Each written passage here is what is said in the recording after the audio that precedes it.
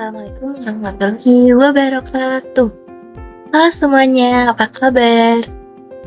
Apakah sudah siap untuk belajar? Oke, hari ini kita akan membahas sesuatu yang sangat penting untuk kita pelajari, yaitu kecerdasan majemuk pada peserta didik.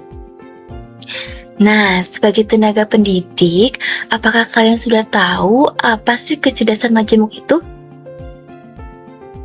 Oke, apabila belum tahu, ayo kita bahas bersama-sama dengan kelompok 11. Nah, pada kesempatan kali ini, ada beberapa poin yang akan kita bahas secara mendalam selama beberapa menit ke depan. Yang pertama yaitu ada pengertian kecerdasan, ada jenis-jenis kecerdasan, ada kecerdasan majemuk, ada jenis kecerdasan majemuk, dan ada kesimpulan. Tapi sebelum itu, kita perkenalan dulu dengan kelompok 11 ya. Nah, di sini ada beberapa rekan saya yang akan menjelaskan mengenai materi tadi. Yang pertama ada Anita Sally dengan NIM 2305718 dan ada Budiman Julfikri dengan NIM 2310671. Ada Nadia Safitri dengan NIM 2301103. Dan tentu saja ada saya sendiri yaitu Rita Nur Adita Putri dengan NIM 2307252. Oke, sudah siap untuk belajar? Simak baik-baik ya. Artian kecerdasan adalah kemampuan pribadi untuk memahami, melakukan inovasi, dan memberikan solusi terhadap berbagai situasi. Kecerdasan atau intelijensi dapat dipandang sebagai kemampuan memahami dunia, berpikir rasional, dan menggunakan sumber-sumber secara efektif pada saat dihadapkan dengan tantangan. Jenis kecerdasan yang pertama itu intelligent quotient. Kecerdasan intelektual adalah istilah umum yang digunakan untuk menjelaskan sifat pikir yang mencakup sejumlah kemampuan seperti kemampuan menalar, merencanakan, memecahkan masalah, berpikir abstrak, memahami gagasan, menggunakan bahasa daya tangkap, dan belajar. Kecerdasan erat kaitannya dengan kemampuan kognitif yang dimiliki oleh individu. Kecerdasan dapat diukur dengan menggunakan alat psikomotrik yang biasanya disebut dengan tes IQ. Yang kedua itu emotional intelligence. Kecerdasan emosional adalah kemampuan seseorang untuk menerima, menilai, mengolah, serta mengontrol emosi dirinya sendiri dan orang lain di sekitarnya. Yang ketiga itu spiritual quotient. Kecerdasan spiritual adalah kecerdasan jiwa yang membantu seseorang mengembangkan dirinya secara utuh melalui penciptaan kemungkinan untuk menerapkan nilai-nilai positif. Pengertian kecerdasan majemuk. Kecerdasan majemuk, bahasa Inggris multiple intelligence, adalah salah satu teori belajar yang dikemukakan oleh Howard Gardner. Kecerdasan majemuk merupakan kemampuan seseorang dalam memecahkan masalah dan juga menciptakan produk yang memiliki nilai budaya, atau anak yang dapat menghasilkan sesuatu yang juga dinikmati di dalam kehidupan manusia. Pada umumnya, kecerdasan ini diartikan sebagai kemampuan seseorang dalam bertindak dan juga berperilaku sesuai dengan apa yang dihadapi. Nah, selanjutnya ada jenis-jenis kecerdasan majemuk. Sebenarnya apa aja sih kecerdasan majemuk itu? Yuk kita bahas sama-sama. Pertama yaitu ada kecerdasan bahasa atau disebut juga kecerdasan linguistik. Nah, kecerdasan bahasa ini merupakan kemampuan dalam mengolah kata, menggunakan kata-kata secara efektif dan efisien, baik secara lisan maupun tulisan. Nah, anak yang memiliki kecerdasan ini biasanya dia pandai merangkai kata-kata yang baik dan benar, menggunakan kata-kata yang baik, dan bisa jago berdebat ataupun berpidato. Lalu bagaimana sih cara guru untuk merangsang kemampuan peserta didiknya?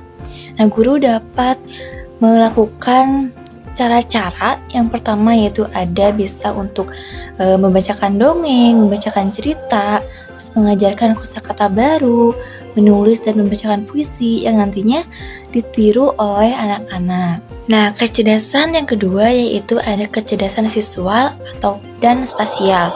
Seperti yang kita tahu bahwa visual itu berkaitan dengan apa yang bisa kita lihat dengan mata kita.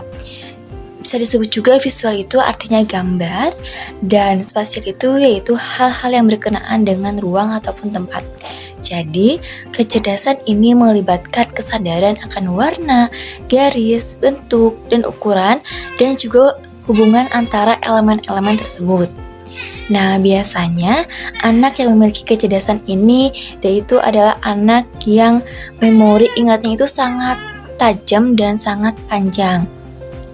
Nah, biasanya juga anak-anak ini menggunakan logikanya dengan baik dan benar. Jadi mereka tuh sering kali melibatkan logika mereka. Lalu bagaimana cara guru untuk merangsang kemampuan ini? Nah, guru dapat mengasah peserta didik dengan cara menggambar, melukis, membangun sesuatu yang sederhana, bermain warna, dan merangkai puzzle. Lalu yang ketiga ada kecerdasan musikal. Nah, kecerdasan musikal ini adalah kemampuan untuk menikmati, mengamati, membedakan, mengarang, membentuk, dan mengekspresikan bentuk-bentuk musik. Nah, biasanya di SD itu seringkali kita disuruh untuk membawa alat musik seperti pianika atau piano kecil yang caranya itu ditiup dan ditekan. Nah, guru dapat mengasah kemampuan ini dengan cara memberikan sebuah lagu, membedakan suara, dan mengamati jenis-jenis musik yang ada. Di rumah juga, orang tua bisa memberikan alat musik yang sederhana seperti drum kecil, piano, atau pianika, dan menggunakan alat-alat yang ada di rumahnya. Di sini saya akan membahas terkait kecerdasan kinestetik.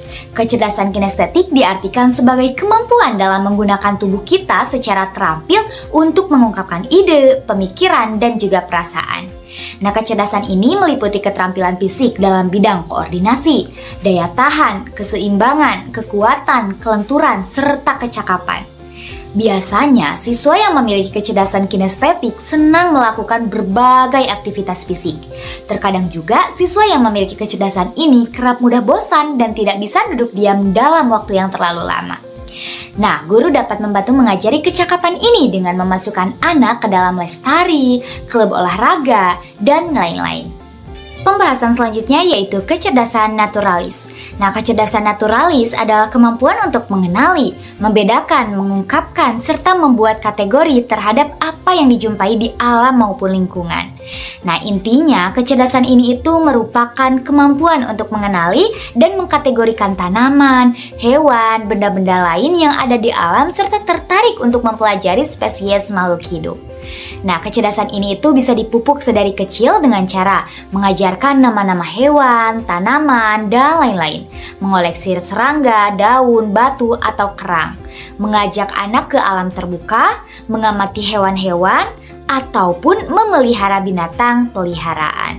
Nah, selanjutnya kita akan membahas terkait kecerdasan eksistensial. Kecerdasan eksistensial merupakan kemampuan mengajukan serta mencari jawaban atas pertanyaan mendalam tentang eksistensi manusia. Kecerdasan eksistensial ini mengarah ke bidang filsafat. Biasanya, anak yang memiliki kecerdasan eksistensial ini memiliki pertanyaan mendalam. Contohnya seperti, apa arti hidup? Mengapa kita mati? Atau apa peran kita di dunia? Nah, beberapa pakar mengaitkan kecerdasan ini dengan tipe kecerdasan spiritual.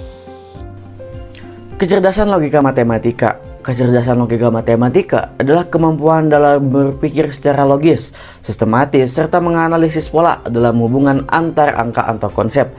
Individu dengan kecerdasan ini cenderung unggul dalam memecahkan masalah secara rasional dan terstruktur. Adapun untuk ciri-cirinya yaitu individu dengan kecerdasan logika matematika, yaitu menyukai angka, perhitungan, dan pemecahan masalah, mampu berpikir secara logis dan sistematis, memiliki ketertarikan dalam eksperimen ilmiah dan analisis data, sering juga mencari pola atau hubungan dalam suatu konsep, suka bermain teka-teki atau bermain strategi yang melibatkan logika. Metode pembelajaran yang cocok yaitu pembelajaran berbasis proyek atau project based learning, memberikan tantangan nyata yang membutuhkan pemecahan masalah berbasis logika dan juga analisis data.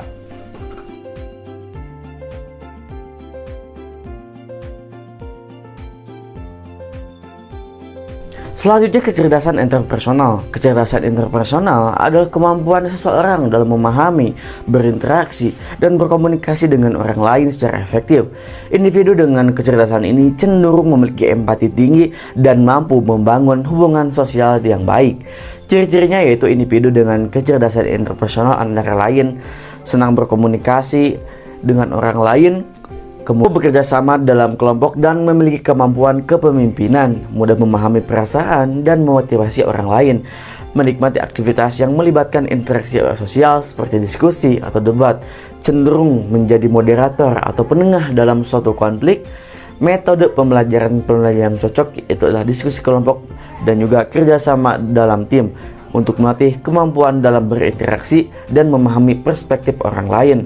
Tugas berbasis proyek yang melibatkan komunikasi menjadi salah satu metode pembelajaran yang cocok, misalnya dengan wawancara, presentasi, atau simulasi kegiatan sosial, debat, ataupun role-play yang dapat meningkatkan keterampilan berbicara dan memahami sudut pandang yang berbeda. Belajar melalui studi kasus juga menjadi salah satu contoh untuk mengajak siswa dalam menganalisis masalah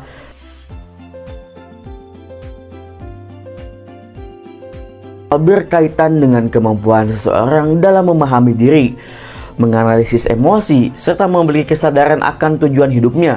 Individu dengan kecerdasan ini lebih suka berpikir mendalam dalam melakukan refleksi terhadap diri sendiri.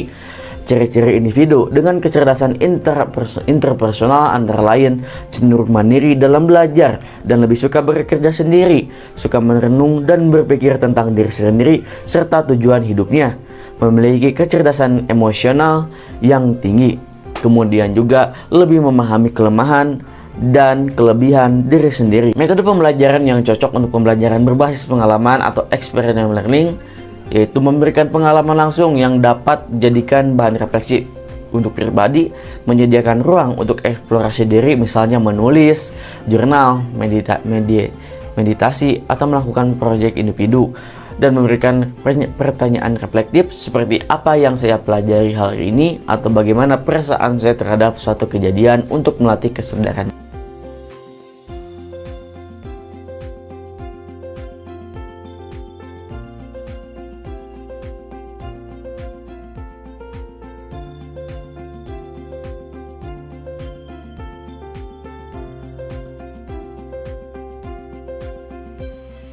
Nah, teman-teman, dari pemaparan materi tadi dapat kita simpulkan bahwa kecerdasan majemuk menunjukkan setiap peserta didik yang unik dan potensi berbeda.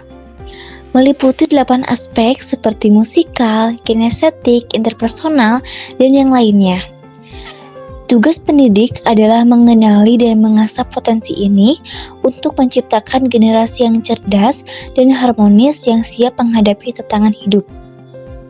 Kita perlu diingat bahwa setiap anak adalah bintang yang menunggu waktunya untuk bersinar.